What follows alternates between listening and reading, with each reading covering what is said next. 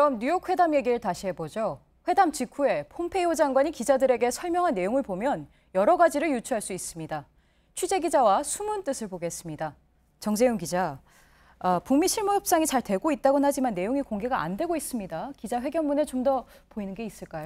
네, 일단 원문을 좀 자세히 살펴봤습니다. 네. 그랬더니 우선 비핵화 이후에 북미 수교가 이루어질 거란 걸 미국이 언급한 걸로 보이는 대목이 있었습니다. 네. 먼저 폼페이오 장관의 발언 잠시 들어보시죠.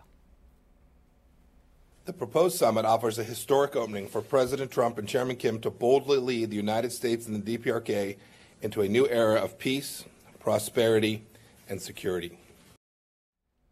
네, 여기서 주목할 건 일단 북한이 홀로 새로운 시대로 들어간다는 게 아니라 미국과 함께 간다는 뜻을 담은 그런 문장 구조입니다.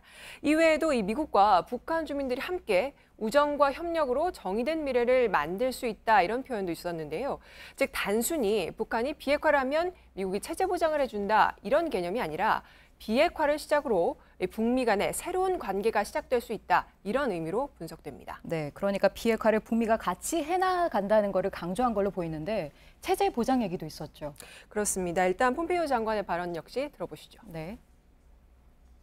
We envision a strong, connected, and secure, prosperous North Korea that maintains its cultural heritage, but is integrated into the community of nations. 네, 사실상 북한이 계속해서 지켜온 이 체제를 유지해준다는 뜻을 간접적으로 표현한 걸로 보이는 대목인데요. 또 이런 언급도 있었습니다. 북한은 핵무기가 체제 보장의 가장 중요한 수단이라고 인식해온 오랜 역사를 가지고 있다 이렇게 말했는데요. 그러니까 김정은 위원장에게 체제 보장이 얼마나 중요한 건지 그리고 체제 보장을 위해서 미국이 어떻게 해주겠다는 것까지도 논의가 됐을 걸로 보입니다. 네, 비핵화에서 역시 미국이 원하는 건 CVID죠. 폼페이오 장관도 오늘 언급을 했고요. 그럼 실무 협상에서 뭔가 좀 구체적으로 드러난 게 있을까요? 일단 이 폼페이오 장관은 비핵화 얘기를 하면서요. 이 북한이 만약에 모든 핵무기 관련 프로그램을 폐기하는 비핵화를 한다면 이라고 표현을 했습니다.